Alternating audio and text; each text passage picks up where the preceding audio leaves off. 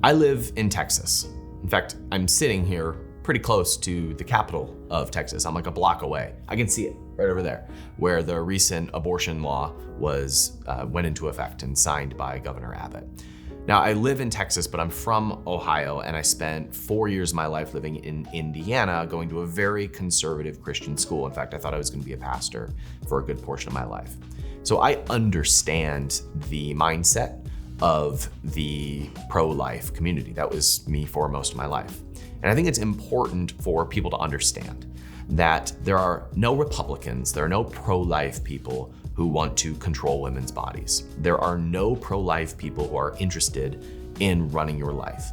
They just have heartbreak over the idea of a life that they deem worthy of protecting, of being destroyed or not having a shot. Now I live in Austin. Austin is a liberal town, despite being in the center of Texas. And I want my Republican friends, my conservative friends, to understand that there are no Democrats or liberals running around wanting more abortions. Their heart breaks for women who are put into impossible, unfair situations and judged for it. And they have compassion for that person.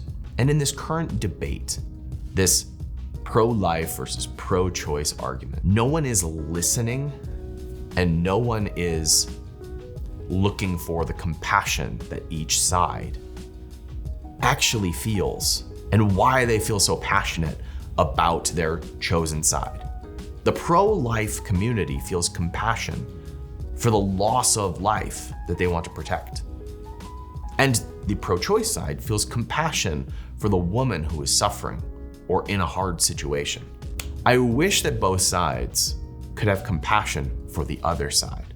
And if we could replace our judgment with compassion, we would do more good and save more lives than any law ever could. All of us talk about being so frustrated with the divide that we're feeling in the United States and maybe around the world, I don't know. But we talk about being divided and divisive and polarized. And we can stop that anytime we want by being compassionate and kind to the other side. We use social media and we use the news as a bully pulpit to shout our opinions as if we think that is what is going to convince people on the other side, without ever pausing to say, could you help me understand how you arrived at your perspective? That is a much more persuasive way to be heard. When you seek to understand someone else, that is the only way that you too will be understood. We all have blinders on, and we all have a filter through which we are consuming information. And so we get these pieces, these bits of information that verify our own perspective. And so few of us pause to understand what is happening on the other side. I wish my conservative friends could understand that the way that they can be the most pro-life is not by changing the law, but by changing the way that they treat others, that they change the way that they treat those who are hurting. And I wish that my pro-choice friends could realize that they could help those who are hurting the most, not by changing the law, but by asking for others to help those who are hurting. If we could channel the same passion and the same energy that we put into trying to change the law and put it into loving one another and being there for one another and hearing one another and listening to one another, that is the only time things will change. In fact, that moment is when it will change. I have friends who believe that abortion is murder. And if you believe that abortion is murder, it would make total sense for you to be angry about anyone not taking an unborn child to term. It would totally make sense for them.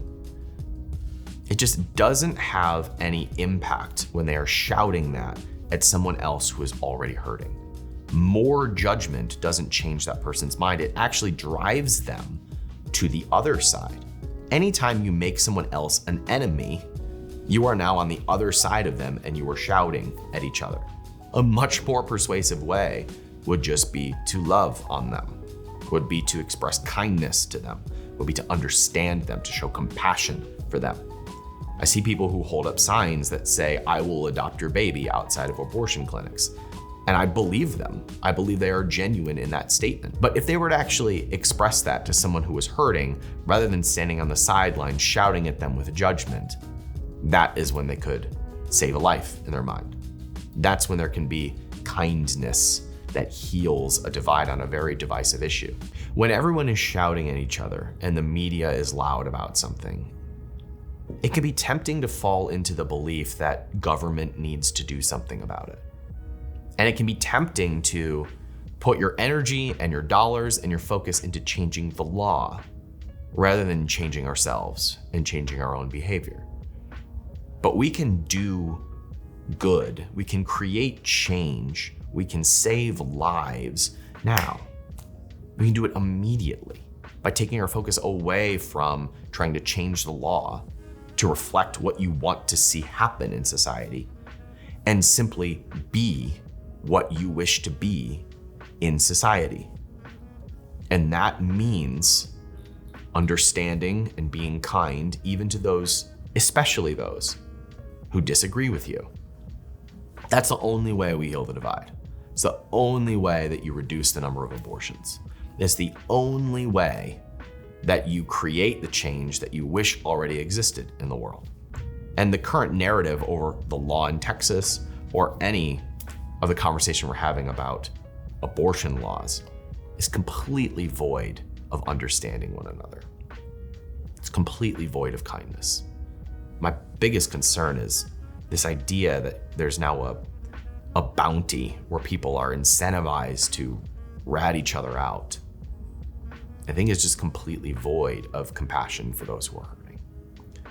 I understand that the intent behind those who passed it are coming at it from a place of protecting the most vulnerable, the unborn. It's well intended. But they're completely missing another group of people that's hurting. And at the very least, there's a marketing problem. At the very least, there's a marketing problem about how this is being presented. Because if you can't at least give lip service to those who are in unfair and hurting situations, if you can't at least match the law that puts those hurting people as the enemy, if you can't at least match that with compassion and other services that help them when they're hurting most, you just perpetuate the divide. We as a country are craving unity and connection more than ever. And that is not ever going to come as the result of changing the law or changing the president or changing who's in power. We like to think it will. We like to think that if our guy or girl gets in power and we just get our way, that eventually everybody will agree with us. That is not how it works. We don't create change by changing the law. We change by changing ourselves. And of course we wonder, well, what can we do? What can I do? What can I do to make a difference for the pro-life movement or the pro-choice movement? And it starts with you understanding and showing kindness and compassion to those around you and to those who vehemently disagree with you. Because when you can do that, you build a bridge. Even if the other person doesn't walk across the bridge, if you build the bridge, you start to heal the divide. Seek to understand, and only then can you be understood. And once we can replace our judgment with compassion, then we will do more good than any law ever could.